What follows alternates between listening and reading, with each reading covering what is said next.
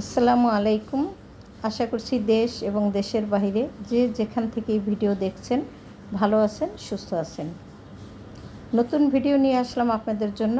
আশা করছি শেষ পর্যন্ত দেখবেন, ভালো লাগবে। সকালবেলা ঘুম থেকে উঠেছি, বেশ কিছু কাজকর্ম অফ ক্যামেরাতে সেরে নিয়েছি। তারপরে চলে এসেছি রান্নাঘরে নাস্তা তৈরি করার জন্য। এখানে দেখতেই পাচ্ছেন চাপটি পিঠা তৈরি করে নিলাম, সেই সাথে গরুর মাংস দিয়ে খাবো।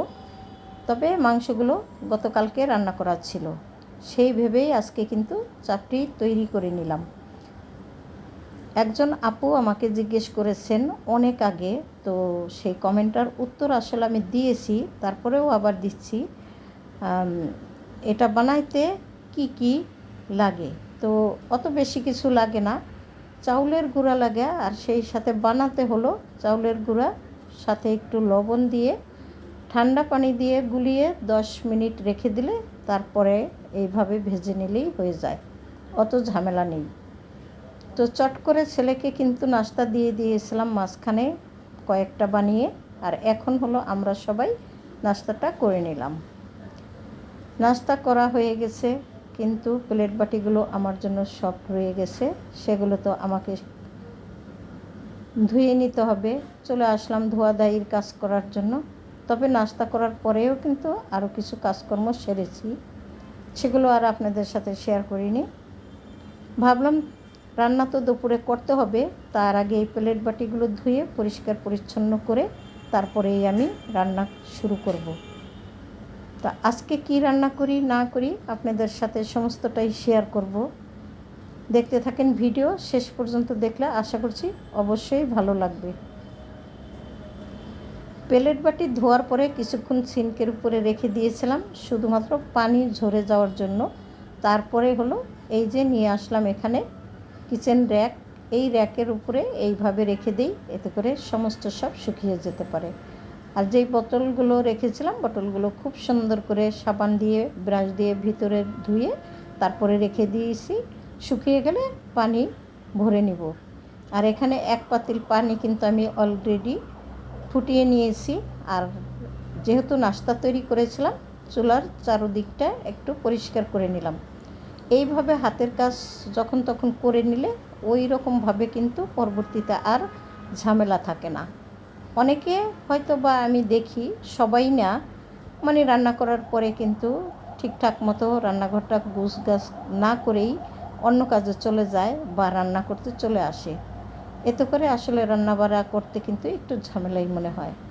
তো দেখতেই পাচ্ছেন রান্নাঘর খুব সুন্দর করে পরিপাটি করে নিয়েছি। এবার বেশ কিছু কাজ আমি অফ ক্যামেরাতে সারবো, তারপরে হলো আমি রান্না শুরু করব। এক নজরে দেখিয়ে দিলাম কীভাবে সুন্দর করে পরিপাটি করে নিলাম। আর রান্নাঘর তো আমার যেরকম সেরকমই আছে, তবে ময়লা নেই। যাই হোক, রান্না করতে আসলাম আর দেখি জিরা বাটা ছিল না। এখন একটু হাতে বেটে নিব শিলপাটাতে। তো অত বেশি তো আর দেখানো সম্ভব না, এইভাবে শিলপাটায় জিরা বাটতে কিন্তু অনেকটা টাইম লাগে।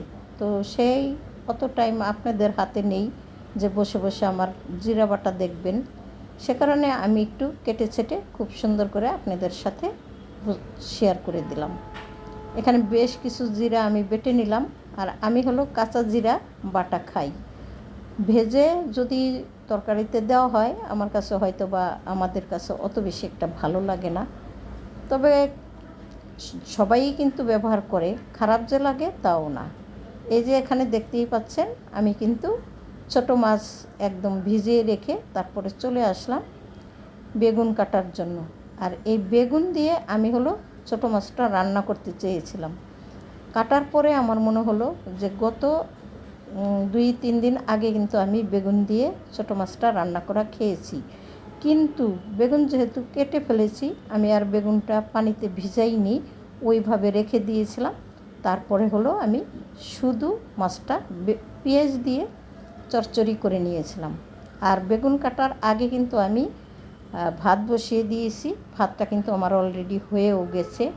তো দেখতেই পাচ্ছেন ভাত আমি মার সেঁকে নিয়েছি। আর এখানে হলো আমি মাছ রান্না করতে চলে এসেছি। তো পেঁয়াজ মরিচ সমস্ত মশলাপাতি কষিয়ে নিয়েছি অফ ক্যামেরাতে। এখন কষানোর পরে হলো মাছটা দিয়ে দিব। আর কিছুই আমি এখানে ব্যবহার করব না। আর যে কাটাকাটি করেছিলাম বেগুন, সেই বেগুনগুলো আমি আসলে রেখে দিয়েছি। বেগুন আমি আজকে দেইনি, কেননা খুব সুন্দর মাছ, শুধু এইভাবে পেঁয়াজ দিয়ে খেতেই ইচ্ছে করলো, তাই তো আপনাদের সাথে ওইভাবেই শেয়ার করলাম। আর এখান থেকেই বিদায় নিব। যদি কোনো ভুল ত্রুটি হয়ে থাকে অবশ্যই ক্ষমা সুন্দর দৃষ্টিতে দেখবেন।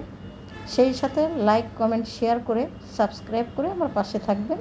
এবার বিদায় নেই। আল্লাহ হাফেজ।